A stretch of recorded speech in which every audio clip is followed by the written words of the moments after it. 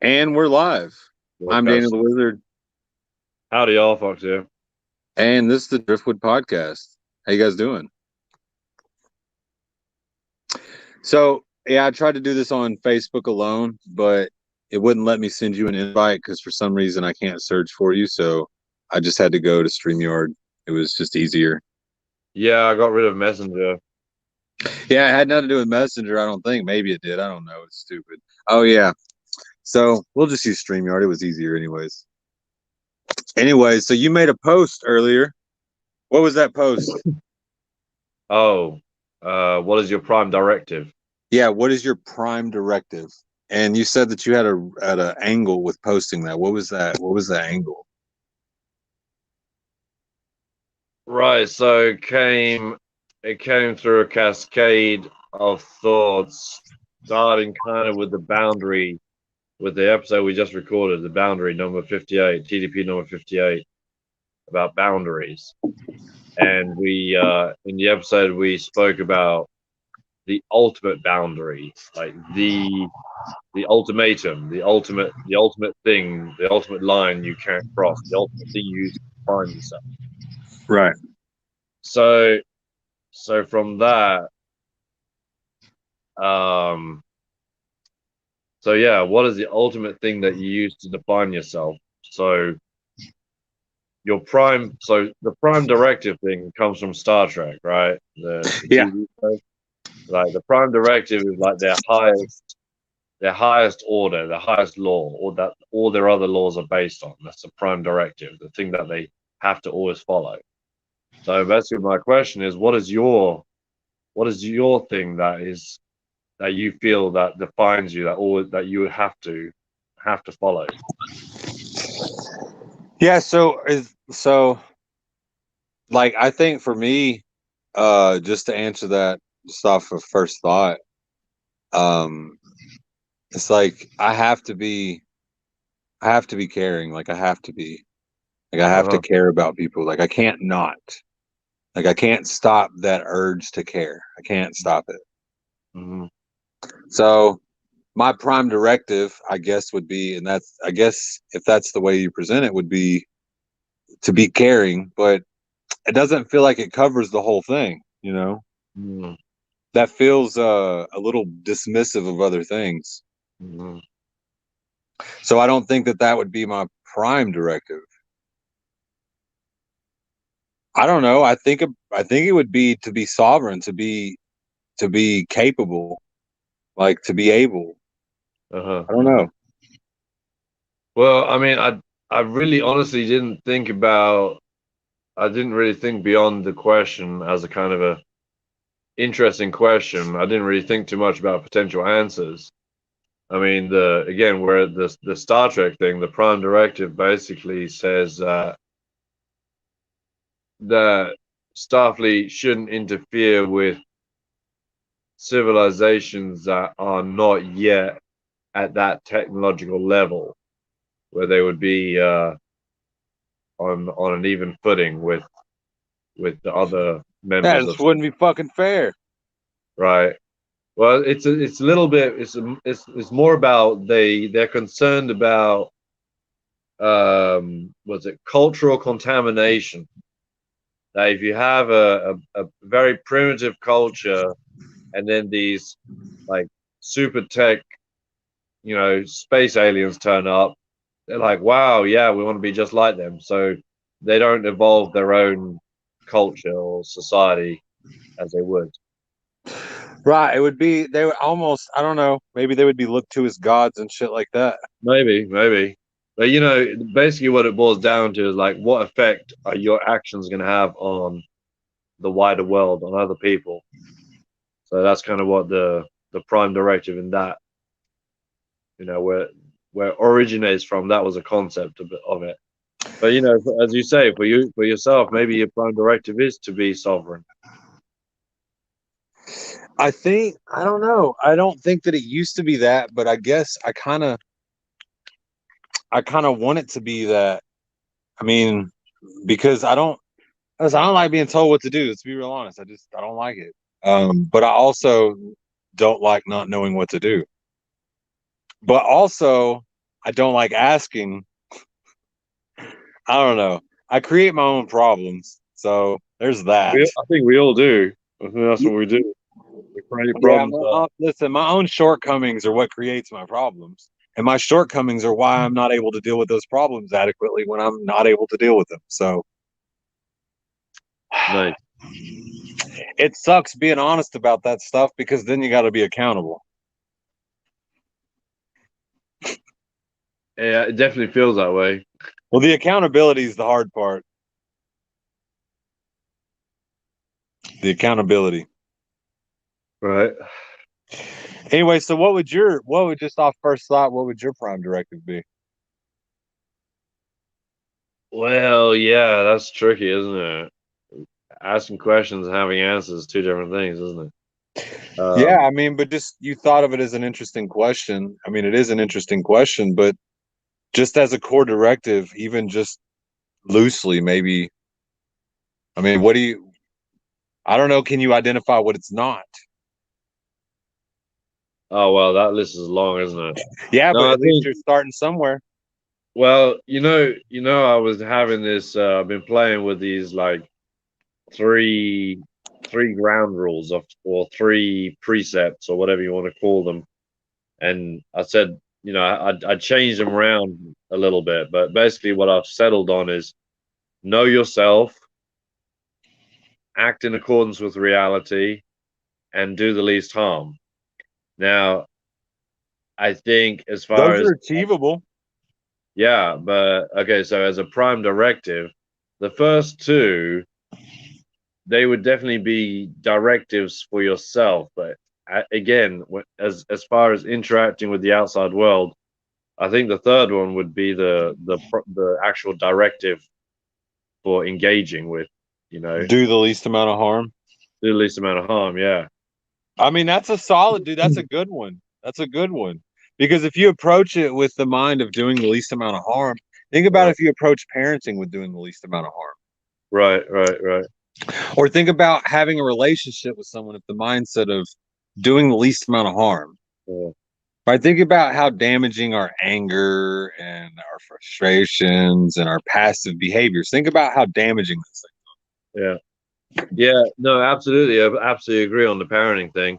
And I was just thinking, like, it sounds a little soft, do the least amount of harm or do the least harm. It sounds kind of hippie-ish and kind of weak. But, you know, listen, the way I test these kind of philosophical things that I come up with is I test them by like real world stuff. Why does So it like, sound weak? Why? Why does it sound weak? What about that sounds weak? well, first of all, you're talking about doing the least, so you kind of limiting. It's like an active limiting of yourself. Um, and I'm only saying Okay, well because then do the most good. How about that's the better that's a different way to word it. yeah, the thing is I've played with that, but the thing is, I think it's easier to agree on what is harmful than on what is good. Well, good's too variable, right? So what Exactly. about what's the opposite of harm? Is it well? Is it heal? Beneficial, Do the most benefit? Give the most benefit of the doubt? What would the perhaps. counter to that be? Or what would the I don't know. I'm trying to think of a different way to word that because if the wording is the problem, Yes, the wording is a problem. so but that makes it sound weak. So doing the least, right? So let's think about this. Why Well, does no, that hang on. Let me just add that when I say it sounds weak, my thought was about the broadest possible appeal it's and like shit's weak. where Shit's yeah, weak. exactly. And I'm thinking about where the detractors would come from. Now, yeah, there'll be people who think, oh, that's pussy talk, and fair enough, it might be, but as I say, from practical application in the real world, like say you're reframing a door. your goal, yeah, is to reframe that door to put a new frame and door in, but at the same time, you will be trying to do the least amount of damage to the surrounding wall as you can, because that means you have to put less putty in or less, less caulking or See, whatever. it just to me it seems more finesse, which is not weak. It's more skillful. Yes, definitely finesse requires more skill. Yeah, So, like, I guess I don't know. Maybe my mindset is what gives me a different view on it. right. Because like I said, I don't see we do the least amount. To me, that's a bold statement, man. It's like committing to that's a big thing, right? Because think about how many things that even includes ourselves. Mm-hmm. Right. You know, Right. think about if we were to think about doing the least amount of harm to ourselves. And then Mm-hmm. also think about that getting blown out of proportion. People would find every reason, oh, that's harmful to me. I'm not going to do that. Yeah. Yeah. But those are the same people that already find excuses, anyways. Yeah. I mean, there's definitely you can come up with arguments about, not jumping into the icy river to save the puppy because it's harmful to, you might both drown or whatever. Hey, man, but listen, if you survive, that's one hell of a story. Right.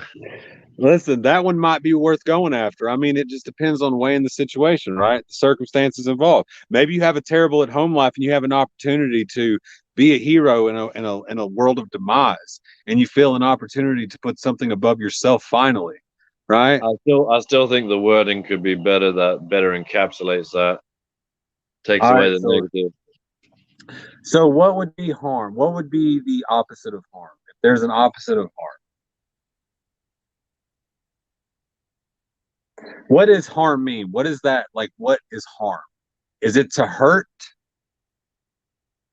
Harm is to cause damage to in some way, right? To cause Like harm damage or to hurt?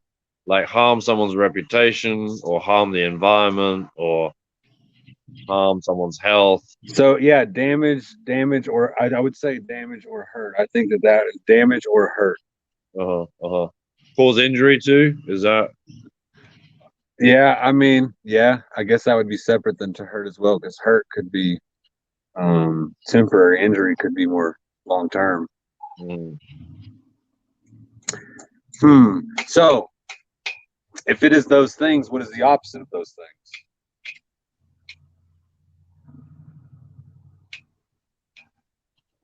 it depends on what point in time. Because if you're talking about if you're talking about after the harm has occurred, the opposite would be repair I know what or it healing. is. Uh-huh. Create more good, create more positive.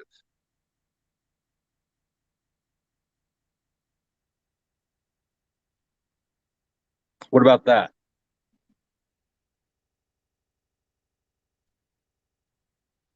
Because think about it, damaging and taking away and creating a deficit, right?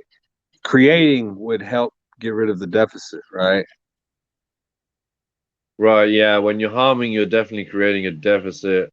There's less of what was there before, and we're assuming that it was a good thing, therefore less good. Well, then we can create and replace with something positive, Hmm. Hmm. like those positive emotions, things that result in those positive emotions, right? We can do more of those things. So basically, is little Nicky um, spread the good, spread the Yeah, yeah. I mean, listen, all these movies give us is that the message, just spread the good. Even like with the Santa Claus movies, if only we all just believed it would work.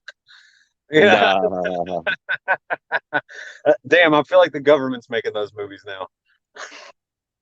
maybe. Well, I bet Oh, we get shut down accusing the government. I told Lisa the other day that birds are government conspiracy. Yeah, they're just drones. No, no, I went the other way. That they're completely made up. They're They're not not real even at all. They're not even real. It's just something the government made up. I went all the way, man. Oh man. Yeah, listen, I like finding those little PDFs that'll say show how birds are actually drones. Yeah, like where the microphone is placed and everything. Yeah, where the cameras are, where the Yeah, microphone are, where the antenna is. where the antenna in the back. Yeah, the little satellite receiver. Yeah, yeah, no, good shit, man. Listen, there probably are some birds that are drones. I will not be. I'm not willing to throw that out. I think that there probably are. I bet you though, more likely than birds is insects. Insects, yeah, because micro cameras and stuff like that easily more. It's easier to disguise it, easier to hide it, especially with camera technology, man. Like they have a phone now, I think that has like 110 times zoom. A fucking Nice. phone. Yeah, yeah. Maybe it's not 110, but it's a lot. Like it's a lot for a damn phone. And it doesn't even have like a zoom lens and all that stuff, like a big thing on the front. It's like just three different Digital. lenses. Yeah, yeah, yeah. Bizarre, Crazy. man. It's bizarre the way that they've created these technologies that allow us to see and do things at a different level. Finally going to prove that the Earth is flat. It's not flat. Well, technically speaking, Flattish. technically speaking, here, let's be real honest about this.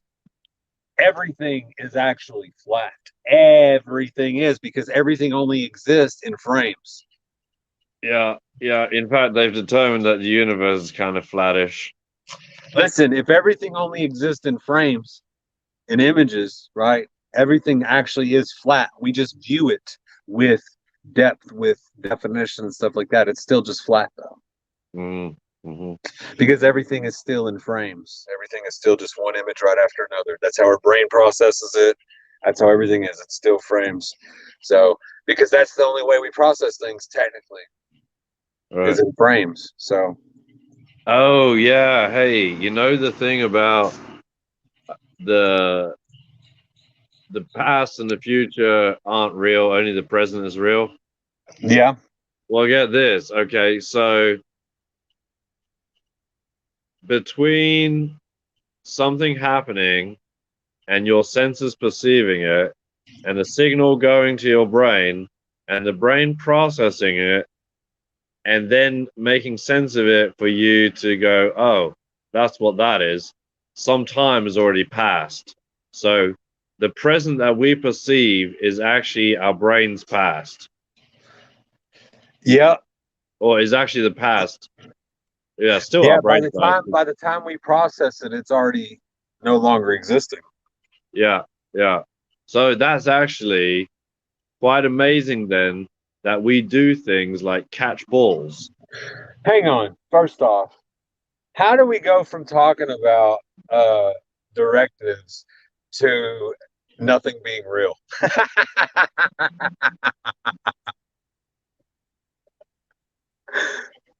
How's the phrase go? All roads lead to Rome. Yeah, so catching a ball. Go ahead, catching a ball. Yeah, so if basically our perception takes a little time for reality for us to catch up with reality basically, how do we catch something that according to us shouldn't be there anymore? Like if we, you know what I'm saying? Well, But we it's still because catch we're it. predicting and we're projecting, right? Exactly, exactly. Even so, we're not fast enough to actually perceive the actual moment. We're smart enough to predict the future moment and therefore determine the current moment. The faster we can gather that information, the faster we can determine that. Yeah, So think about a ball coming for a batter, right? right. Or let's say cricket. You're probably more familiar with cricket, right? Let's say a bowler uh, bowls the ball to the what is it called? The batsman? Is that what they're called? Correct. Yes, sir. Yeah. So I know a little bit, right? So it throws to the batsman. So the batsman has only, or the batter in baseball only has a certain amount of time to process information and then guess where things are going to be. Yeah, yeah. Right. So they have to. So there's a point. I think I don't remember what the actual distance is, but it's like a third away from the pitcher, the ball leaving the pitcher's hand to the batter. That's how much time the batter has to process before they have to react. because of the speed of the ball, right? Yes, and I think it's only like 64 feet or something like that. So it's not really. I'm probably way off with that, but I think it's like 62 feet, 64 feet. I don't know. Not a But huge distance. yeah, no, and that thing about a ball coming 100 miles an hour at 64 feet. Yeah. It may not be 64. It might be more than that. It might be like 82. I don't actually know. So I probably should know, but I actually don't know the numbers on it. But anyways, Oh, it's a short amount of time. right, right. Well, I don't know, man. It's a little bit odd because you do have to guess. You have to assume. So you have to have enough of those things happening to be able to guess what's the most likely to happen. So to be a good batter, you have to have seen enough to be able to predict better. Right, right. Yep. So the reps are necessary. That's even like in us having conversations, right? If Yep. we're approaching someone, we only have a certain amount of time to react to like the engagement before it loses its opportunity. Uh-huh. Uh-huh. I'm figuring things out, and I didn't even know it. I didn't even try to do that on this one. Well, here's the thing, okay? So as human beings, we're actually future prediction machines. And the better we are at predicting the future, the more successful we are, and the more likely we are to continue our genetic line. But how do we do that? How do we get better at predicting the future? I actually think that this is what our whole podcast is about. Predicting the future. Well, loosely. Well, here's what I mean by that. Like, I think by being self-aware, you can more accurately predict what is to happen because you know the full scope of the involvement, including yourself. Uh-huh. Right? You have a better understanding of what you're doing there, and also you also know what things that you do that equate to a higher likelihood percentage of something happening in your favor. Uh-huh. Uh-huh. Right? So if you're making those decisions, you're ultimately giving yourself the best chance every time. So all of your interactions, though all of them may not be good, they all have the best chance of being successful. Mm. You know what? The whole time you were saying that. Your mic is messing up. You sound like a robot. It's probably the reception more than anything. Is that better? Still sound like a robot. So, anyways, you may have to jump off. Okay, bye. Yes, still trash bags. Is mine sound okay? Yeah. Ooh, buddy, I'm gonna have to. Ooh, yeah, I was gonna have to mute him. That shit was sounding like rough. Yeah, so if we're future prediction machines, if we're to predict the future, I think that the best way to do that is to know oneself the best, right? Know what you are actually capable of, what you're actually able to do. Therefore, you know what you can, like what type of result you can get in different situations. David's back on. Let's see. Oh, are you working better now? Just around the Yeah, riverbed. you sound much better. I was just carrying on, continuing with the that if you're going to be a more accurate future predictor, Uh-huh. I think that being self-aware by knowing like what you're capable of doing, what result you can create by being you, right? By giving yourself the best chance of getting whatever it is you are to get, assuming it's all good and well, right? There's a lot of things to consider. It's not that simple, right? But assuming that you can do all of those things, uh, I don't know. I think that creates a situation to be better at those things. Mm-hmm. Mm-hmm. For sure. So I don't know. Maybe, maybe being self-aware is a way to predict the future better. Just practicing knowing what you're going to do, so you can predict the best, most likely outcome because of you knowing the interactions. The more interactions you've been in, the more that you've had, the better you can assess the situation. Yeah, it's like you were saying on the episode. Or no, was that No, that was on the bonus material. Buy me a coffee. Buy me a coffee. Yeah, check us out. Buymeacoffee.com/driftwood, Dryftwood. There's exclusive content on there. And if you become a member, you actually get to hear the episode we've already recorded, Boundaries, before release. The release is Sunday at noon. So if you just want to wait till then, subscribe on your favorite platform. But until then, go to Buy Me a Coffee, buy us a cup of coffee so we can go up to Fifth Avenue and talk about coffee. Yeah, so there was something on there where you alluded to doing something you know you can't do, but you still tell yourself you can. Yeah. I don't know if we talked about that on the air, but I do know that we talked about it. Like, why do we lie to ourselves? We tell ourselves that we could do something that we actually know that we can't do. I don't know though. To me, that's like if you actually know yourself, you actually know you don't do things like Oh, that. you clearly don't know yourself if you're doing that. That's the thing. But why do people do that, right? Because listen, you know that you're not going to be able to achieve it, yet you still promise or commit to being able to achieve it. You've just accepted failure. You've just accepted that you're going to fail at this. Right, you set yourself up to fail. So Knowingly? I don't know if it's knowingly. I think people get like that disassociation. Like I think that it just doesn't compute there. It may be an error. Right.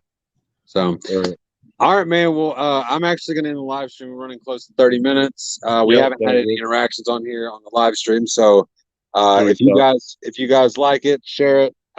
Check us out on buymeacoffee.com/driftwood, DRYFTWOD. Check out our exclusive content on there, and check us out at Fifth Avenue on July 17th, their 2-year anniversary. We're going to be there promoting the Dryftwood podcast, and I think Percy's Barbecue is going to be there. I'm not really sure of all what else. I'll get all that clarified. But then also the following week, the 24th, Fifth Avenue is having another event that we may actually be attending as well. So if you don't catch us one weekend, you might get us another one. They're having a car show. So next weekend. So craft event on the 17th, car show on the 24th. Check them out, Fifth Avenue, Garland, Texas. David, you got anything else for him? No, man. All righty. You guys have a good night. Love you.